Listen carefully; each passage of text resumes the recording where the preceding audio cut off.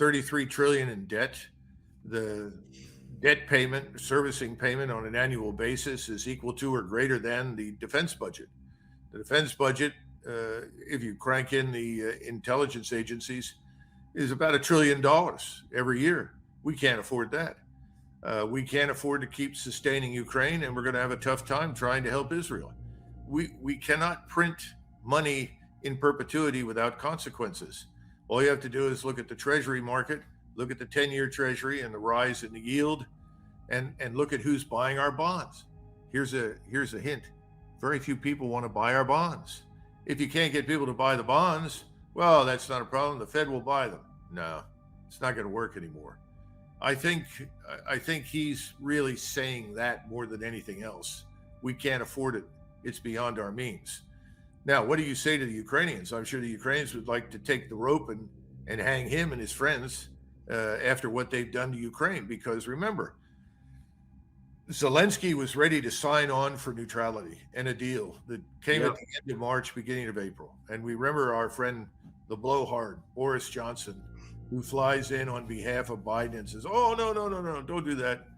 We will supply you with whatever you need. We'll give you everything. You'll have the combined scientific industrial power of the entire NATO alliance behind you, and you will win. He was ready to sign on for the deal with neutrality.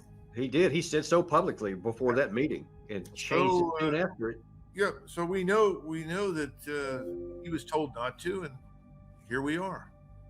Now Ukraine, I argue, is almost a dead nation. And the only thing that saves Ukraine from complete and utter destruction at this point is President Putin, who has exercised incredible restraint. Neither he nor the Russians are anything that people have said about them in the Western media. And this restraint will not last forever, because at some point he wants to bring this to an end. He would prefer a negotiated settlement. And this is why, my concern is if you keep this up, you'll get the thing that you said you didn't want. Hundreds of thousands of Russian troops on the Polish border. But he doesn't want to go there. He knows the Western Ukrainians don't want to be ruled by Russians. Right. He's not interested in it. It never was. There's no interest in conquering Eastern Europe. Lithuanians, Latvians, Estonians, Poles, Western Ukrainians. Nobody wants the Russians there. He knows that. He doesn't want to go there. Yeah, he didn't even have the capacity to go there or the ability to hold on to it if he did. So it's not even, in my view, not even possible. Yeah, and today, when you look at the Russian military, it is more powerful and capable today than it was in the 1980s. It's up to 1 million men. It's going to go to 1.2. The equipment is superb. The factories are churning this stuff out faster than they can equip people. But the bottom line is that wasn't the case in February 2022, as you point out. At that point, this was the relatively small force that he had designed for homeland defense. And instead, people pour buckets of filth and abuse all over the Russians, accusing them of wanting to conquer Eastern Europe. It's a lot of nonsense. Yeah, it has to stop. Americans need to wake up.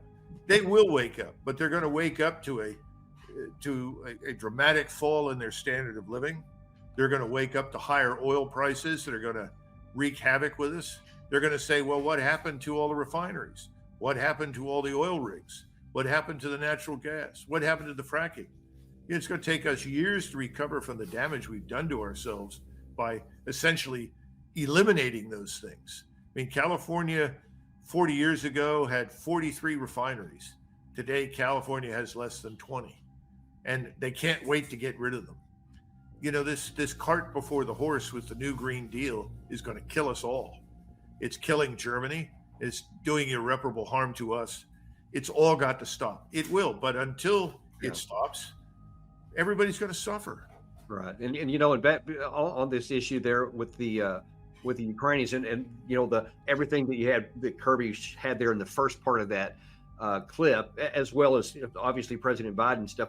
I believe that time is going to show that we gave false hope to Ukraine, that we, as you just mentioned there about the deal that we did make in March 2022, when we had it on the table and could have prevented a lot more death, is that eventually, because of what you have in this book about how it takes to build an army, you can't do it on the fly under fire while you're losing people left and right, is that the natural result is going to be a loss.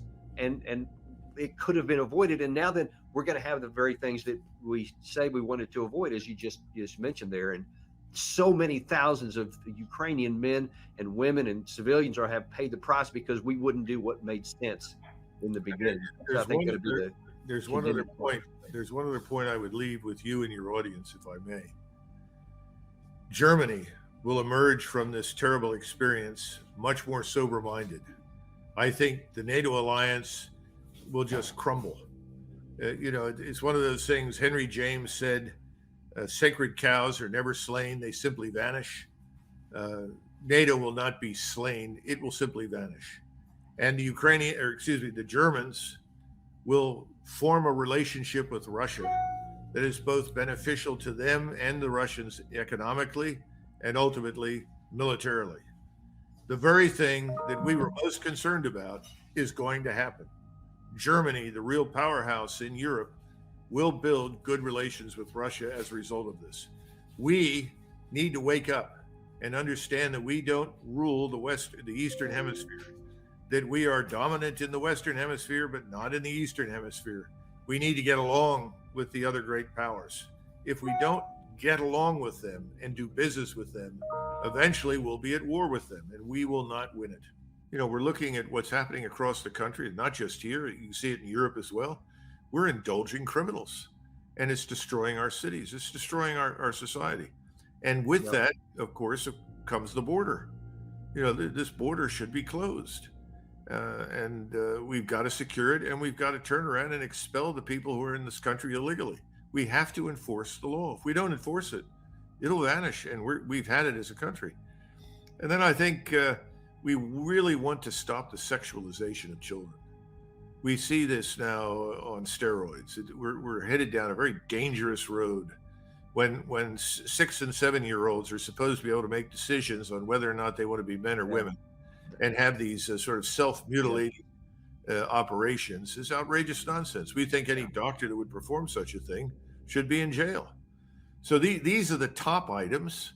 They're not the only ones. Obviously, we're concerned about electoral integrity, to the extent that we can address that, we want to. And there are many, many more issues, but those are the top ones. And we think we can build a lot of support for that. And we're running into lots of great people with talent and ability and skills who want to get involved and want to do something. The only thing they need to understand is you got to exercise some patience. I mean, the first time that we opened for business, we were not at 100%. We said we're not going to be 100% in operation until 1 November. And this is back in August. We ended up with 30,000 people. We know there's an appetite out there. And we're also seeing a lot of evidence for people overseas who are watching, people in Europe, people in India, who are saying the same thing. We need exactly this. We need this movement. It's as somebody said, we want to save the United States. I think that's true. And we don't see much evidence that the people in Washington want to do it. People have been saying for 30, 40 years that illegal immigration is a serious problem. People have argued for security on that border for decades. Now that it's become a national crisis that threatens to bankrupt states and cities, and criminality is on the rise, so, we need to do this. It's the same principle. And the diehards that believe in open borders because they think this is going to give them a new voter base to keep them in power forever. We're looking at what's happening across the country, not just here. You can see it in Europe as well. We're indulging criminals.